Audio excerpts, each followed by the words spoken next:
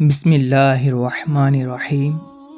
حضرت خواجہ حبیب اجمی رحمۃ اللہ تعالی علیہ بڑے جلیل القدر اولیاء میں سے ہوئے ہیں۔ طریقت میں آپ حضرت خواجہ حسن بصری کے خلیفہ تھے۔ ابتداء میں بہت دولت مند تھے، لیکن سود خور تھے۔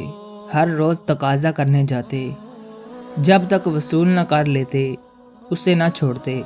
ایک روز کسی مقروض کے گھر گئے، لیکن وہ گھر پر موجود نہ تھا۔ اس کی بیوی نے کہا کہ اس کے پاس قرض ادا کرنے کے لیے رقم موجود نہیں ہے، البتہ بکری ذبح کی تھی، اس کی گردن موجود ہے جو ہم نے گھر پر پکانی ہے۔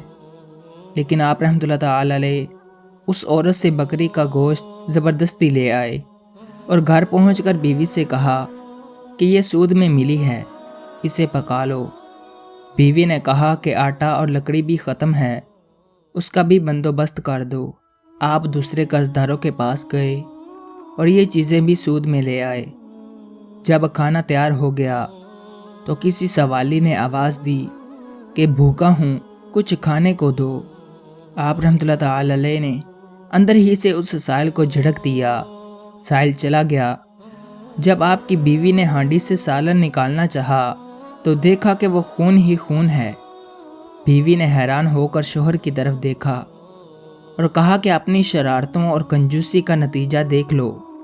خواجہ حبیب اجمی نے یہ ماجرا دیکھا تو حیرت زدہ رہ گئے۔ اس واقعے نے آپ کی زندگی میں انقلاب برپا کر دیا۔ اسی وقت سابقہ بے روی سے توبہ کی۔ ایک روز باہر نکلے، راستے میں بچے کھیل رہے تھے۔ انہوں نے خواجہ صاحب کو دیکھ کر چلانا شروع کر دیا، ہٹ جاؤ، حبیب سود خور آ رہا ہے، ہم پر اس کی گرد بھی پڑ گئی تو ہم بھی ایسے ہی ہو جائیں گے۔ یہ سنا تو تڑپ اٹھے، ندامت سے سر جھکا لیا اور کہنے لگے، اے رب، بچوں تک تو نے میرا حال ظاہر فرما دیا۔ خواجہ حسن بصری کی خدمت میں حاضر ہو کر توبہ کی، سب قرض داروں کا قرضہ معاف کر دیا، اپنا سارا مال و اسباب راہ خدا میں دے ڈالا، عبادت و ذکر الہی میں مصروف ہو گئے اور صائم الدہر اور قائم اللیل رہنے لگے۔ کچھ عرصے بعد ایک دن پھر انہی لڑکوں کے پاس سے گزر ہوا تو انہوں نے آپس میں کہا، خاموش رہو، حبیب العابد جاتے ہیں۔ یہ سن کر آپ رونے لگے اور کہا کہ اے اللہ، یہ سب تیری طرف سے ہے۔ جب اس طرح عبادت کرتے ایک مدت گزر گئی تو ایک دن بیوی نے شکایت کی کہ ضرورت کیسے پوری کی جائے۔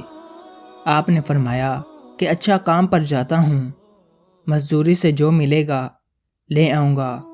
چنانچہ آپ دن بھر گھر سے باہر رہ کر عبادت کرتے اور شام کو گھر واپس آ جاتے۔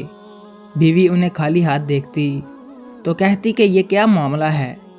آپ فرماتے کہ میں کام کر رہا ہوں، جس کا کام کر رہا ہوں وہ بڑا سخی ہے، کہتا ہے وقت آنے پر خود ہی اجرت دے دیا کروں گا، فکر نہ کرو، لہٰذا مجھے اس سے مانگتے ہوئے شرم آتی ہے۔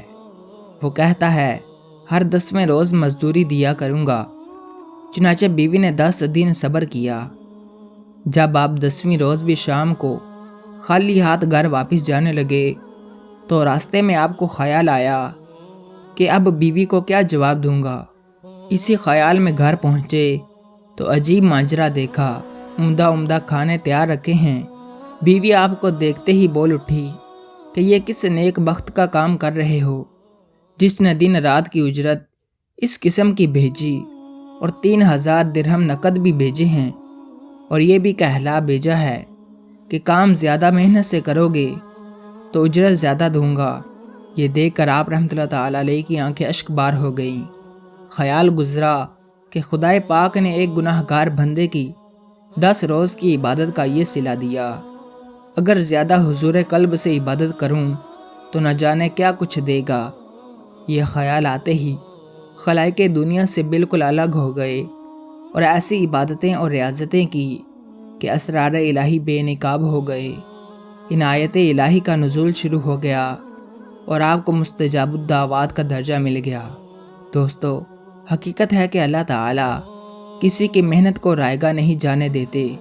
بے شک جو جتنی محنت کرے گا اسی قدر وہ صلہ پائے گا۔ اس واقعے سے ہمیں یہ سبق ملتا ہے کہ ہم اپنے گناہوں سے سچی توبہ کر کے واپس لوٹیں گے تو اللہ تعالیٰ ضرور ہمیں قبول فرمائے گا۔ اس لیے مایوس نہیں ہونا چاہیے بلکہ سچی توبہ کر لینی چاہیے، اسی میں ہماری نجات ہے۔ اللہ تعالی ہم سب کو عمل کرنے کی توفیق عطا فرمائے، آمین بجاہ النبی الامین صلی اللہ تعالی علیہ وآلہ وسلم۔ اگر آپ کو یہ ویڈیو پسند آئی ہے تو ویڈیو کو لائک اور شیئر کریں اور چینل کو لازمی سبسکرائب کریں۔